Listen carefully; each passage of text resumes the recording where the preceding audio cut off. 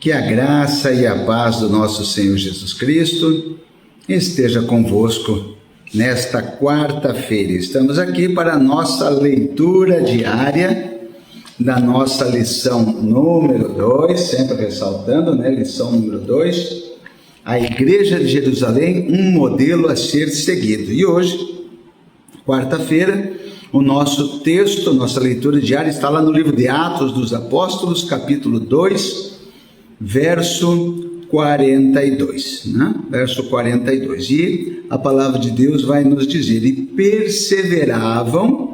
perseveravam na doutrina dos apóstolos, e na comunhão, e no partir do pão, e nas orações. Irmãos, quando nós olhamos para Atos dos Apóstolos, capítulo 2, nós vemos o nascimento da igreja cristã. O Espírito Santo foi derramado, vidas foram transformadas e uma nova comunidade de fé foi estabelecida. Nós temos estudado isso durante essa semana. Mas o que sustentava essa igreja, vamos dizer assim, recém-nascida? Quais foram os alicerces que permitiram que ela crescesse, resistisse às perseguições, aos desafios e vamos dizer assim, às pressões, do mundo à sua volta?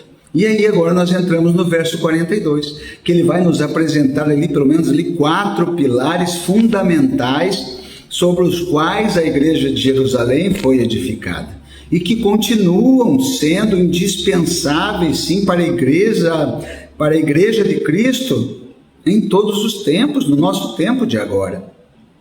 Então, convido você a nós refletir sobre cada um desses pontos. E a Bíblia vai dizer ali que eles perseveravam na doutrina dos apóstolos. A igreja primitiva, ela perseverava na doutrina, ou seja, no ensino fiel e verdadeiro, sim, naquele ensino que foi transmitido de Jesus para os apóstolos e agora dos apóstolos transmitidos para a igreja. Isso vem nos mostrar que a igreja cristã não é constituída, sobre opiniões humanas, mas é constituída, é firmada na palavra revelada de Deus, é firmada em Jesus Cristo, porque Ele é a palavra, Jesus Cristo é o verbo vivo. A doutrina preserva a igreja e vai preservar a igreja do engano, e ela vai orientar a igreja na verdade, porque Jesus Cristo é a verdade, Ele é a palavra. Jesus fala lá em João 14,6, eu sou o caminho, a verdade e a vida.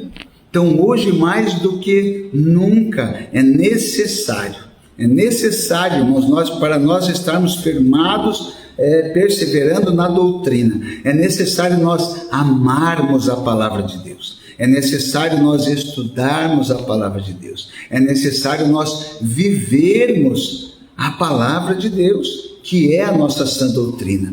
Uma igreja sem doutrina é como uma casa sem alicerce. Cedo ou tarde ela vai desmoronar, e Jesus vai relatar isso lá em São Mateus 7, ele vai dizer: eu vou dizer para vocês o que é que se parece um homem que põe a sua casa, onde ele alicerça a sua casa, e é na rocha que nós temos que estar alicerçados, que a rocha é Cristo. Então a nossa rocha é Cristo, a nossa comida é Cristo, a nossa bebida é Cristo, a nossa salvação é Jesus Cristo.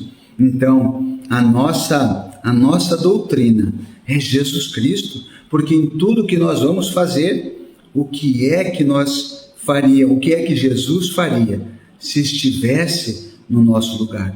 O que é que Jesus faria? Segundo ponto, a comunhão. A palavra comunhão vem do grego koinonia, que significa compartilhar, participar em comum, estar junto. A igreja de Jerusalém, ela vivia em unidade, ela vivia em união, repartindo não apenas bens materiais, mas também a vida, as alegrias e até mesmo as dores. A verdadeira comunhão vai além de estar no mesmo espaço físico. Ela nos chama ao amor mútuo, ao cuidado com o próximo, à empatia. Sabe o que é empatia? É se colocar no lugar do outro. E ao perdão.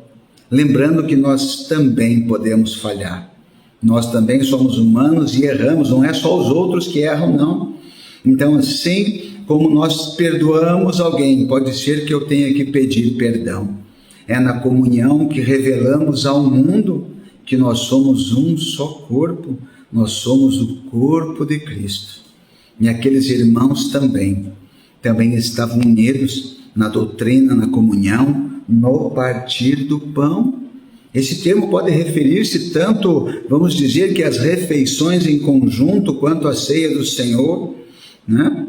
Em ambos os casos, aponta para a prática da lembrança de Cristo. O partir do pão nos conecta com a cruz, nos conecta com o sacrifício de Jesus. Ele nos lembra da graça que recebemos e do compromisso que temos com o corpo de Cristo. Jesus, o apóstolo Paulo fala, 2 Coríntios, fazer isto em memória de mim, Jesus Cristo disse. Quando nós comemos o pão, bebemos o cálice, nós estamos lembrando do sacrifício vivo de Jesus. E eu tenho que lembrar que Ele fez esse sacrifício por mim, mas também que Ele fez esse sacrifício por você. Eu sou tão merecedor quanto você. Não, nós não merecemos nada, mas pela graça que há em Jesus Cristo, eu e você agora podemos ter certeza da salvação. E temos que estar em comum acordo com isso, porque a palavra de Deus vai dizer que aquilo que 2 ou 3 concordarem aqui na terra, também vai ser concordado no céu.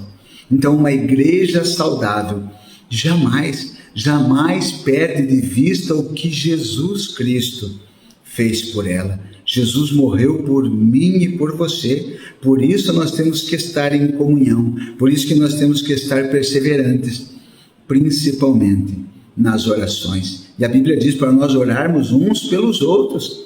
Uma vida de oração era uma constante entre os primeiros cristãos.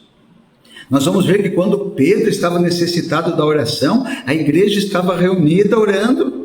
E hoje, quando um dos nossos irmãos está precisando, nós estamos orando por ele, estamos lembrando dele.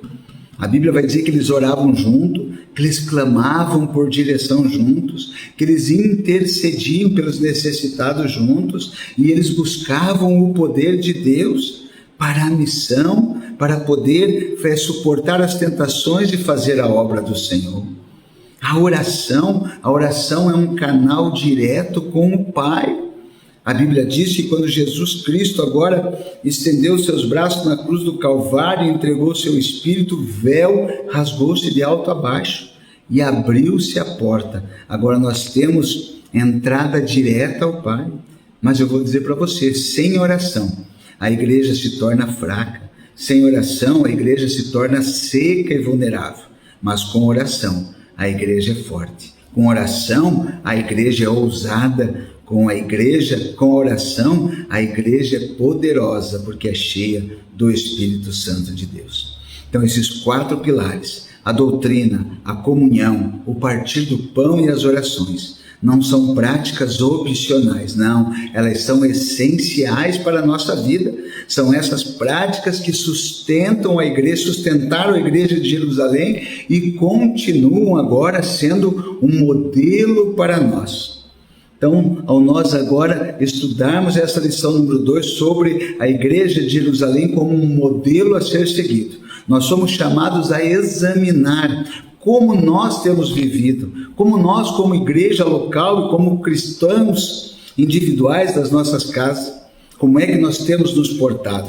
Estamos firmados nesses pilares ou nós temos substituído o essencial pelo superficial? Pense nisso. Que o Senhor nos leve de volta à essência, que sejamos uma igreja alicerçada na palavra, fortalecida na comunhão, centrada em Cristo e guiada pela oração, assim como foi lá em Jerusalém, que seja também nos nossos dias. Deus abençoe.